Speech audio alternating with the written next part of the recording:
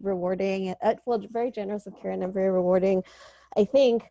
But one thing that I was thinking a lot about when I was deciding what to read was this line in Karen's new piece, anything was imaginable, but you had to have imagination.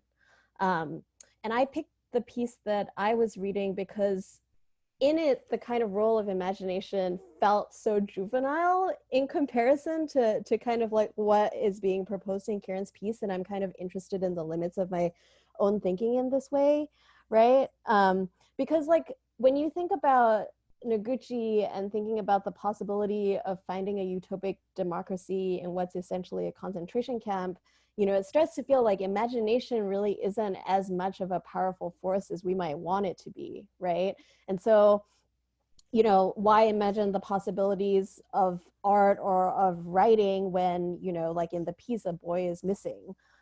So I was wondering if, Karen, you would mind speaking towards what you think the role of imagination is under duress or within systems of oppression and how that might be operating.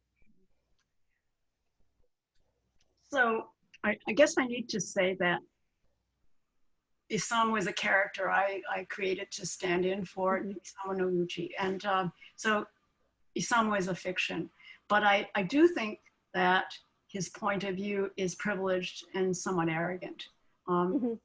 So the character probably believes that he has an imagination, but he is not so sure about others. So, you know, that's also a commentary within that situation. And that best, I think he believes that they, the others in camp, need to be taught or trained.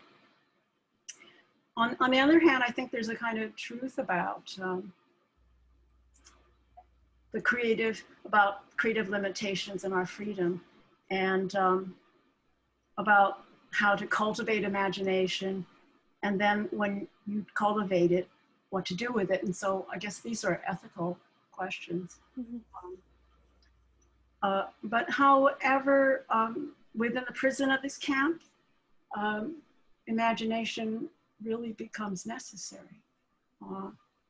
That is, in order to be in camp, you have to imagine your freedom in order to, it's the only way to have it, I have a feeling. And then, but then art as an act of imagination within a system of oppression can, let's say it can act as an act of resistance.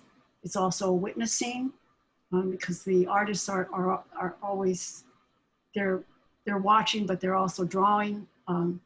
They're photographing if they can. It's also critique. And so when you look at the painters and the artists who represented the internment camp at the time, those are important artifacts of that memory and important witnessing for what happened. But you know, we also count on the inability of the oppressor to control our imagination. And then I think what I've been thinking about your writing and what you've been doing with your writing is also that, and we can talk more about it, that our imaginations may in fact be controlled.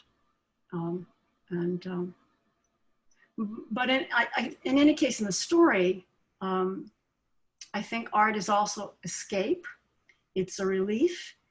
And it's an act of privilege, so that the missing boy is sort of the elephant in the space. He represents this deep, unspeakable psychic repression, and it's of loss and pain. And there's a moment in the story that I didn't read, in which there's kind of a cathartic moment in which this pain explodes, and it's in a theater piece.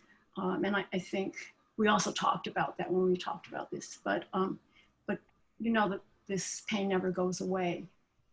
So I'm not sure, you know, you write and then things happen, yeah.